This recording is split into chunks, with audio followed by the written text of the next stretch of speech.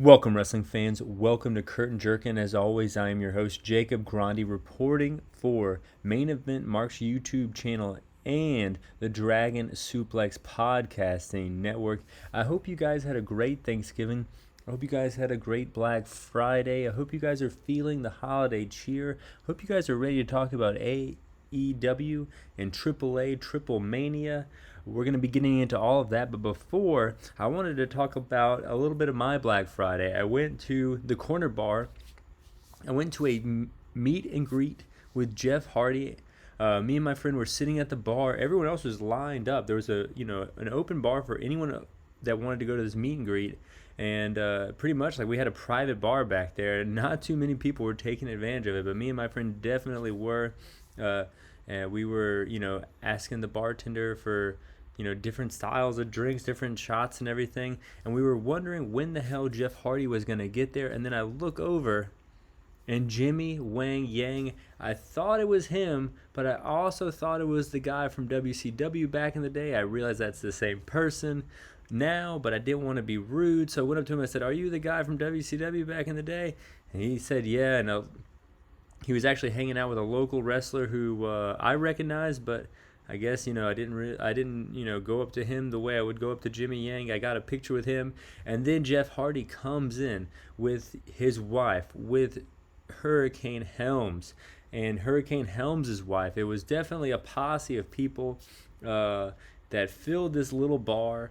And we met Jeff Hardy. We got some cool pictures with him. I shared a picture or a story with Jeff Hardy that is true. About a week or two after 9/11 in 2001, me and my dad flew. It was my first time ever flying in an airplane, and I was kind of nervous, not only because of this terrorist activity, but because it's my first time ever flying in general.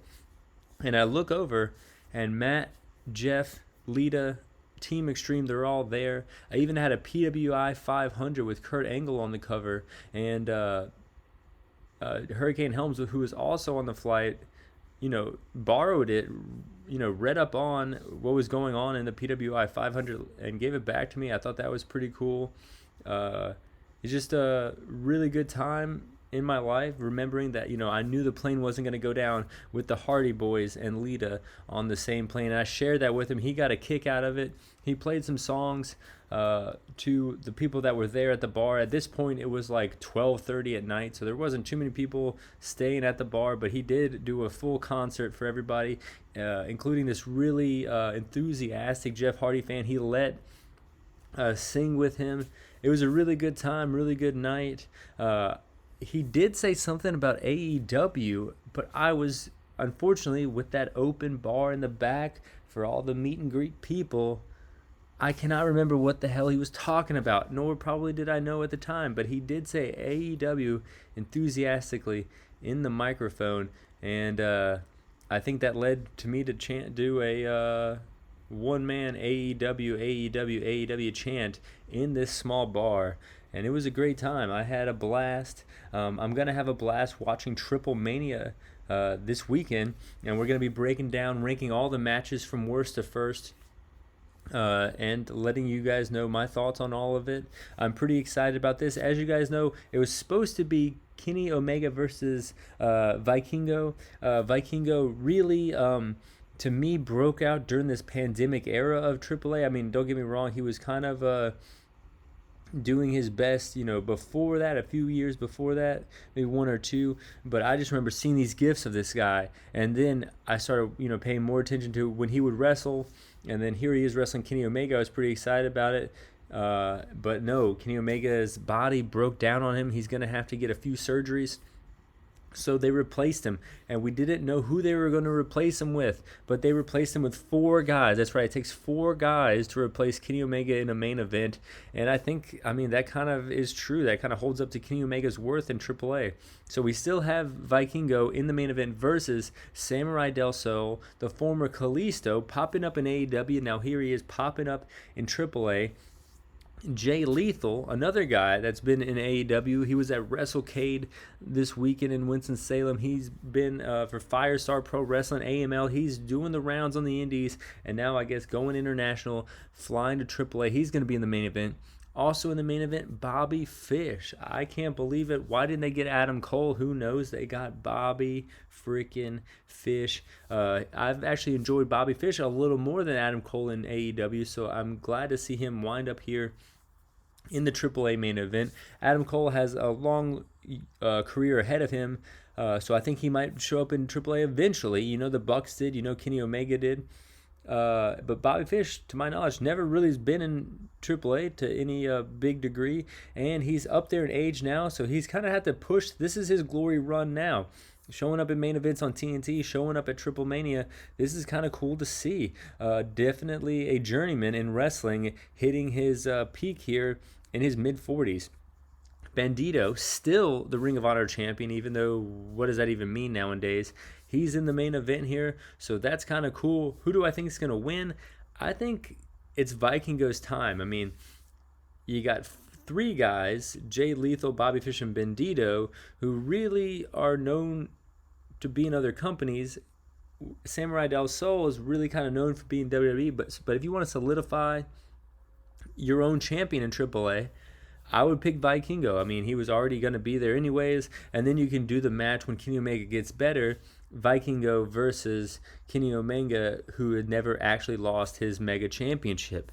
So that's the way I would go, but who the hell knows? I only watch Triplemania every year, so this is, I guess, a second Triplemania, if I'm not mistaken. I don't really know too much about it. I do know that Andrade and Omega were in Triplemania over the summer, and here they're doing a second Triplemania, which I'm only paying attention when the card is called Triplemania. So this is very smart of them just to do two Triplemanias. I mean, look at Wrestle Kingdom. They started out doing two Wrestle Kingdoms. Now it's three Wrestle Kingdoms. WrestleMania has done 2 nights twice now, and it looks like they're going to do for a third year in a row. So Triplemania kind of falling into that mindset a little bit. But looking at the rest of the card, we have some dark matches. Fabi Apache, Lady Shani, and Sexy Star 2 versus Los Toxicas. I don't know who's going to win that, but I do know that Fabi Apache and Sexy Star 2, those are names I recognize, so I'll pick them. And then we have Leandia Americana and Gran Mazo. I'm not even going to say, I don't know who's going to win. It's just silly for me to say these names. I'm going to pick Gran Mazo because I can pronounce that name and I can move on. Going on, we have El Porto del Norte, which is Tito Santana. Holy hell, not that Tito Santana. They got me on this before. Carta Breva Jr. and Mocha Cota Jr. versus Los Vipers versus Nueve Generacional Dimitia. And this is, a triangle 6-man tag, a 9-man tag here. I got to go with Tito Santana. Even though it's not the Tito Santana we know and love, I'm still picking Tito Santana, El Porto del Norte. And then the fourth match on the show, the second match on the big show, we have some names that I recognize. Puma King, Sam Adonis, and DMT Azul versus Dave the Clown and Los Psycho Circus, Monster Clown and Murder Clown. Psycho Circus, they're like the top faction in Mexico. Of course, Psycho Clown is a part of that faction. But these guys usually get their ass beat. They're with this guy, Dave the Clown. They're bigger guys, and I think Puma King, Sam Adonis, those are some heels, if I remember, from the last time I watched AAA that they're pushing, and I kind of like Sam Adonis, so I'm going to go with Sam Adonis here. Going into the fifth match, Los Faction Ingobernables Day. It looks like Ring of Honor. We got Dragon Lee and Dralistico, and I'm pretty sure Dralistico is Mystico. And it looks like, he is, versus Laredo Kid and someone to be named later. I got to go with Laredo Kid. I mean, he was in a main event with Kenny Omega not too long ago. And here he is with a Mystery Man. So I think they're going to get Laredo Kid and the Mystery Man over here to the chagrin of the Ingobernables. And then we have the match that I'm most excited for now that Kenny Omega's gone. FTR versus Lucha Bros. This match stole the show at Full Gear, and I think they're going to steal the show here in AAA. I think that the titles are going back to the Lucha Bros. I think, this gimmick here where FTR had the AAA title was fun, but I think that gimmick's over, and I think that gimmick was all to just kind of support this match for happening. And I think that's what's going to happen here, so I'm going to go with Lucha Bros here. And then we have Psycho Clown, Pagano, and Cain Velasquez versus LA Park, Rey Escorpion, and Taurus. So this is a big name, a lot of names that people would know in America. Of course, Psycho Clown is one of the biggest stars in AAA. Pagano, the more hardcore deathmatch Psycho Clown, who actually has made his way in ICW during the pandemic era. Cain Velasquez of UFC fame, knocked out Brock Lesnar, went to Saudi Arabia and lost to Brock Lesnar in a very underwhelming WWE run. And then LA Park is the real Aparco, with not his sons in MLW, but Rey Escorpion and Taurus. People, that have, Taurus is now in Impact, and Rey Escorpion was in Lucha Underground, if I'm not mistaken. So some names that we know are in this match. I don't know why we're missing the Iguana guy. The Iguana guy is my favorite. He doesn't seem to be on this show, and that bums me out here. I would have picked him in any match he was in, and unfortunately he is nowhere to be found on this card. But it looks like a great card. I'm definitely going to be watching.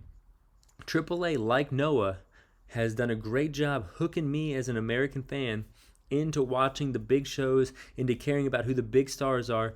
Like I am a casual fan of Noah, I am a casual fan of AAA, and this is going to be a big, big show that I'm going to watch, and I'm excited to watch. Who's going to be the world champion? I don't know. Who's going to be the tag team champion? I think it's going to go to Lucha Bros. Well, Cain Velasquez, last time he was in a six-man tag in AAA, he tore the house off. It was not like the underwhelming WWE run. So now that he's back in Mexico, he can be hidden away in this six-man tag. I'm looking forward to that. And who knows, it might get some American press with, him being a former UFC champion and being in the WWE recently. It might get some American press here, and that's exactly what they want if you are AAA. So definitely looking forward to this card, and definitely looking forward to AEW, from, AEW Dynamite and AEW Rampage this week. But as you guys know, I watched AEW like I do every single week, and I have every single match ranked from worst to first, but I also have some thoughts on AEW Dynamite and Rampage as a whole. We gotta talk about it. CM Punk comes out, gets interrupted by MJF, crowd already just chanting asshole. This is great to see. Clear babyface here, clear heel here, of course, in the Chicago crowd. MJF holds his own, as you can imagine, saying, "Never in my wildest dreams have I see a straight edge man who looks like a meth addict." I thought that was fucking hilarious. He said he's going to verbally finish CM Punk quicker than his UFC career.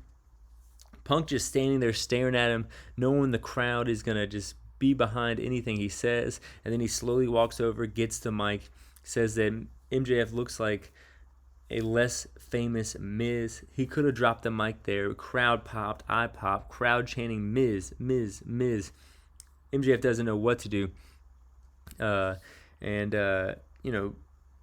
kind of went into calling him PG Punk, kind of mentioning the underwhelming run he's had in AEW so far, kind of only wrestling that mid-card talent. He says, Punk says the difference between MJF and him was that he could back it up, and said that MJF could only back his shit up with his backup, talking about the faction he's in and everything. Compares MJF to Hunter, saying that the only way he's going to stay around is if Tony Khan has a daughter and she gets old enough for MJF to marry. Kind of more of a dig at Hunter, I feel like, than MJF, but it still popped the crowd. CM Punk wants to fight him. He gets ready, and MJF leaves. Chance of needle dick fill the Chicago arena. And this was perfect. I remember this was the exact thing that we wanted to happen since CM Punk has been there. He's all fired up. He wrestled Eddie Kingston, and we saw kind of the fire get lit underneath him in ring. And here we see the fire get lit on the mic. This is exactly what we want out of Punk from the beginning. I feel like Punk is slowly... I think he needed a little time to get back in the swing of things. I think unlike Bryan and Cole and people that have come over from WWE the same time Punk has come over from WWE, or the same time Punk has come into AEW, they were, already wrestling on TV week after week. And Punk, as all his, opponents mentioned, he took 7 years off. So I think he needed a little time in the mid-card to get back on it. But now that he's wrestling Kingston, and now that he's, going toe-to-toe with MJF on the mic, I think he's got what he needs. And this was amazing segment.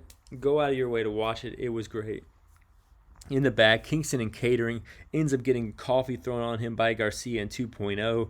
I really like this. I remember Ric Flair threw coffee on people in Nitro. So anytime a wrestling show reminds me of Monday Night Nitro, I like it a little bit more than just a random segment. Darby kills Austin Gunn on the ramp. This was crazy to see. Dante signs with Team Taz. I was surprised about that. 2.0 interrupts Jericho, which I thought was kind of random for Dynamite. But then we saw how it all made sense going into Rampage. Bryan heel promo getting interrupted by Hangman Page coming out. It looks like Hangman's about to hit the buckshot lariat, but then Bryan rolls out of the ring. Chicago has Hangman's back, but does not have Cody's back, throwing the belt in the ring. And I really don't get the heat on Cody. I get it. He's arrogant. He might think he's a little better than he is. But if you remember the TNT title run, he kind of did the Cena thing where he, extended the offer. And that's where we got to see Warhorse. That's where we originally got to see Eddie Kingston in TNT, in AEW.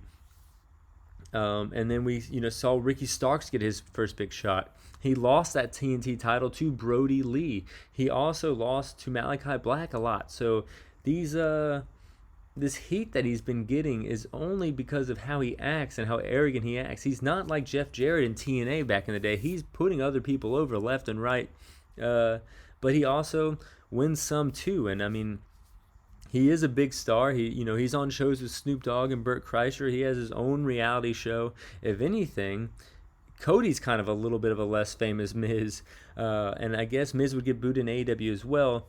But just like I said, when he did the Cena thing with the U.S. title, with the open invitation, like Guevara's doing now with the same TNT title, I think he's getting these Cena pops, where Cena would get booed out of the building in Chicago and in Brooklyn, New York, and then they would go to places like Florida or Texas or in the South, and he would get cheered, and everywhere in the middle, he would get kind of a dueling chant. I think this is good for Cody's legacy if he can turn it around.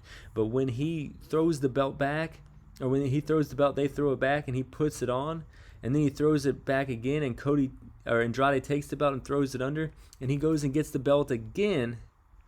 I think that's bad. I think he should have let sleeping dogs lie. They threw the belt back, and that's what they did. Going into my overall thoughts on Rampage, I like seeing Nice dropping Guevara. The Mark Henry split screen is always good. 2.0 really good on the mic. Every single time they're good on the mic. Garcia, I think, needs to kind of push forward as the leader of the group. It's happening, but I think it needs to be a little bit more solidified. I'm not sure how they would do that, but I would kind of like to see that, Garcia, even though young, be kind of the leader of the group. Kingston, just as good on the mic as 2.0. This was a great split screen. The split screen is one of my favorite things on Dynamite, or on Rampage, and Rampage is my favorite wrestling show right now. A little 1 hour, boom, money. And I liked Jericho helping Kingston at the end, but where was the rest of the Inner Circle? Why weren't they there? Why weren't they in Chicago? I felt like, like Santana Ortiz would have gotten big pops in Chicago. Garcia, we saw in the back at Rampage, but we didn't see him out there helping Kingston. I guess they wrote this for Moxley, and then they were like putting Jericho in Moxley's spot for no reason really at all. I don't know. I would have squashed 2.0, getting heat on 2.0 at all at the end, and send the crown home happy with just a Kingston victory. If you didn't have Moxley there, because we already know that Jericho is with the Inner Circle leading his own group. Here he is helping someone that's not in his faction.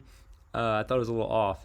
But breaking down every match from worst to first, all 8 matches here, we have the Gun Club versus Bear Country. Why? Because the Gun Club just whooped too much ass. Austin cheats. Colton gets the win. 1, 2, 3. Number 7 out of 8.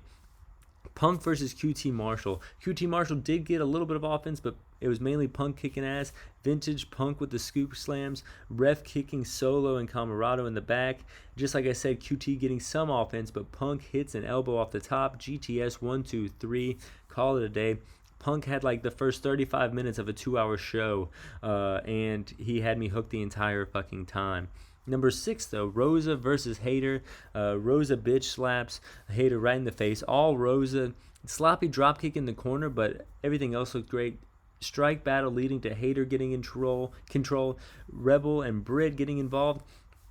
But Britt Baker accidentally super kicked Hayter, leading to Rosa getting the victory. Thought that was kind of clever. That's why it says at number 6 and not number 8. But then going to number 5, rather the top 5, Bryan Danielson versus Colt Cabana. The chops were loud as fuck, echoing through Chicago. Crowd behind Cabana, of course, the hometown boy in Chicago. Danielson flexing on Chicago as he locks in the submission. Cabana taps out. Looking back, this should have maybe been down a little lower, but I liked the atmosphere here, that big fight feel. Put it in the top 5.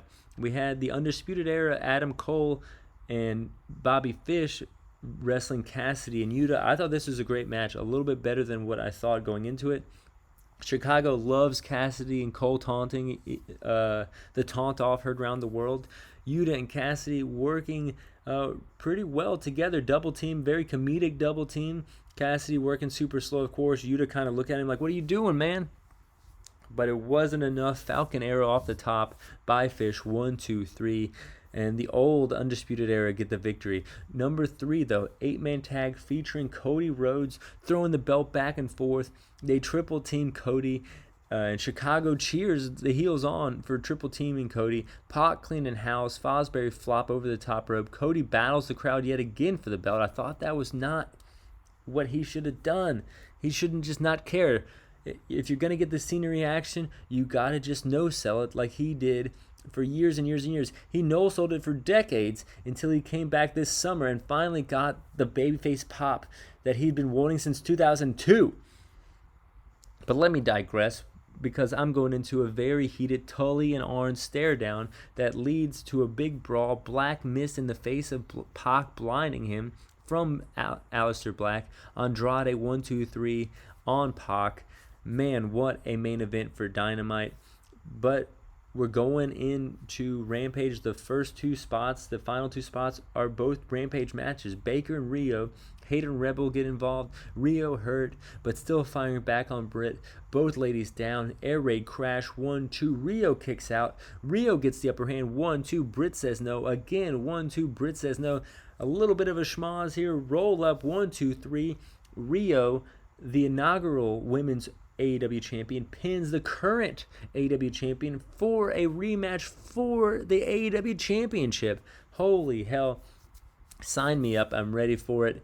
Rio kind of got pushed too early, in my opinion. I mean, I think it was more of a burden on her AEW career to be linked with the championship before the championship had a little bit of prestige. I think Shida was the first time we really kind of saw that prestige kind of get built on that long title run throughout the pandemic era, and then Britt Baker, of course, solidifying it as her own, being like the biggest star that the division has ever seen. But that wasn't number 1. The number 1 match, Eddie Kingston versus Daniel Garcia. Kingston fending off 2.0 on the outside, but in the ring, Garcia attacks him, going after the leg. Kingston's legs hurting. Garcia just relentless. Half and half suplex by Kingston, both men down. Strike battle, Saito suplex, spinning back fist. Kingston, 1, 2, 3. He gets the victory. Kingston is on another level. Chicago loves Kingston. I love Kingston. It looks like Tony Khan loves Kingston. Hopefully you guys like baseball tees. If you do, hit me up. I got a Curtain Jerkin baseball tee for you guys. Thanks to Main Event Marks. Thanks to Dragon Suplex Podcast for allowing me to have the platform to showcase my wrestling opinion. Hopefully you guys are into it. Merry fucking Christmas. Fly high. I'm out.